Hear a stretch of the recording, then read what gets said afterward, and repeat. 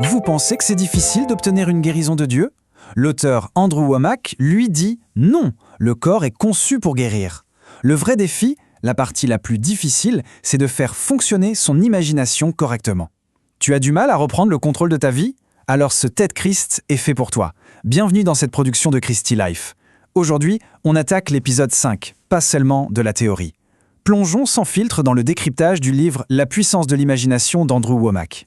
Et si la seule chose qui se dresse entre nous et nos rêves, c'était l'histoire qu'on se raconte? Tout commence ici avec ce verset de l'évangile de Jean. Pour Andrew Wommack, ce n'est pas juste une belle phrase, c'est une promesse radicale, à prendre au pied de la lettre. C'est un véritable mandat, une mission confiée à ceux qui croient. Alors, pour décortiquer cette thèse, voilà notre plan de match. On va d'abord explorer cette fameuse promesse. Ensuite, on verra ce que Wommack appelle le moteur de la foi. Comment on l'active, mais attention, aussi les dangers à éviter. Et pour finir, on regardera les résultats qu'il prétend avoir obtenus. D'après Andrew Wommack, quand Jésus dit « en vérité », c'est comme s'il mettait un coup de surligneur. C'est pour dire « écoutez bien, ça, c'est capital ». L'idée est claire, sans ambiguïté.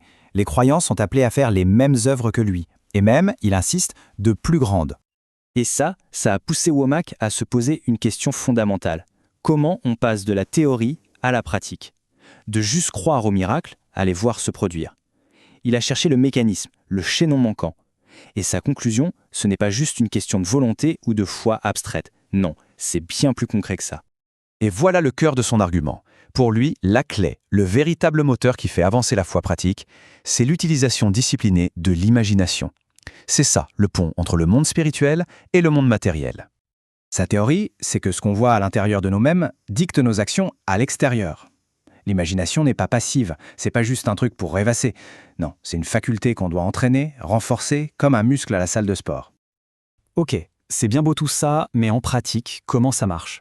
Eh bien, Andrew Wommack propose une méthode très précise pour qu'une histoire de la Bible arrête d'être juste une histoire et devienne une réalité personnelle. Il prend l'exemple de Lazare. La première étape, c'est d'étudier le miracle. Ensuite, de se repasser l'histoire en boucle dans sa tête. Mais l'étape cruciale, c'est la personnalisation. Il s'est imaginé à la place de Jésus, en train de dire les mots, de donner l'ordre à Lazare de sortir. Le but, répéter ça jusqu'à ce que cette vision soit tellement normale, tellement banale, qu'elle devienne son propre scénario. Et l'objectif est radical, c'est de rendre le miraculeux tellement familier en nous qu'il puisse se manifester dehors sans aucune hésitation. L'extraordinaire qui devient en quelque sorte une seconde nature. Mais attention, Andrew Wommack prévient que ce même outil si puissant peut nous mener droit à la défaite s'il n'est pas maîtrisé. C'est une véritable arme à double tranchant. Le contraste qu'il dresse est frappant. D'un côté, une imagination qu'on cultive, qu'on dirige, mène à la foi, à la paix, au miracle. De l'autre, une imagination laissée en roue libre va produire des images d'échecs qui vont générer de la peur, de la défaite. Selon lui, nos émotions sont tout simplement le résultat de nos images mentales. Et pour illustrer ce danger, il prend un exemple biblique super parlant, celui du prophète Élie.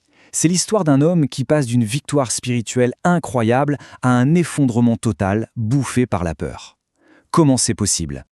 Pour le contexte, Élie vient de vivre un succès monumental. Il a vu le feu tomber du ciel. Et juste après, bim, il reçoit cette menace de mort directe, personnelle. Le choc est total.